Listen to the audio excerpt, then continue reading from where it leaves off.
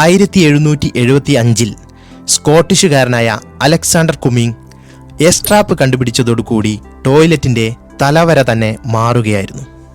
ഈ കണ്ടുപിടുത്തത്തോടെ ഒരു പ്രധാന പ്രശ്നത്തിന് പരിഹാരം കണ്ടു. വേസ്റ്റ് ശേഖരിക്കുന്ന കുഴിയിൽ നിന്നും വേസ്റ്റ് ഗ്യാസ് തിരിച്ച് ടോയ്ലറ്റിലേക്ക് വരുന്നത് എസ്ട്രാപ്പിന്റെ കണ്ടുപിടുത്തത്തോടെ തടയാൻ കഴിഞ്ഞു.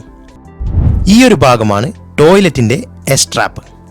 ഇതിന്റെ ഷേപ്പ് കൊണ്ട് തന്നെയാണ് ആ ഒരു പേര് നൽകിയിരിക്കുന്നത്. ഈ ഒരു ലെവലിൽ എസ്ട്രാപ്പിൽ എപ്പോഴും വെള്ളമുണ്ടായിരിക്കും. ഈ വെള്ളം സിവേജ് ടാങ്ക് അല്ലെങ്കിൽ സെപ്റ്റിക് ടാങ്കിൽ നിന്നും റിട്ടേൺ വരുന്ന വിഷവാതകങ്ങളെ തടയുന്നു. അതുകൊണ്ട് തന്നെ ടോയ്ലറ്റിൽ ബാഡ് സ്മെൽ ഇല്ലാതിരിക്കുകയും സേഫ് ആയിരിക്കുകയും ചെയ്യുന്നു. നമ്മൾ ടോയ്ലറ്റിലേക്ക് പതുക്കെ വെള്ളം ഒഴിക്കുമ്പോൾ ഈ ഭാഗത്തിലൂടെ വെള്ളം ഓവർഫ്ലോ ആയി സെപ്റ്റിക് ടാങ്കിലേക്ക് പോകുന്നു. നമ്മൾ വെള്ളമൊഴിക്കുന്നത് നിർത്തിയാൽ പഴയ പോലെയാകുന്നു.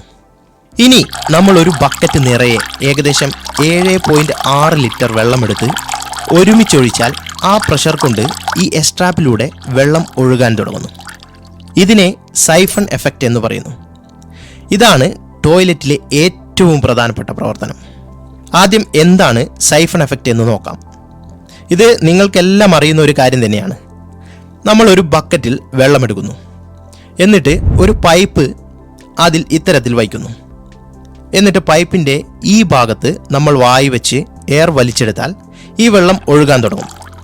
വെള്ളം ഒഴുകുന്നതിൻ്റെ ഭാഗമായി പൈപ്പിൽ എപ്പോഴും ലോ പ്രഷർ ഏരിയ ഉണ്ടാകുന്നതിനാൽ വെള്ളം കണ്ടിന്യൂസ് ആയി സക്ക് ചെയ്യുന്ന രീതിയിൽ ഒഴുകിക്കൊണ്ടേയിരിക്കുന്നു.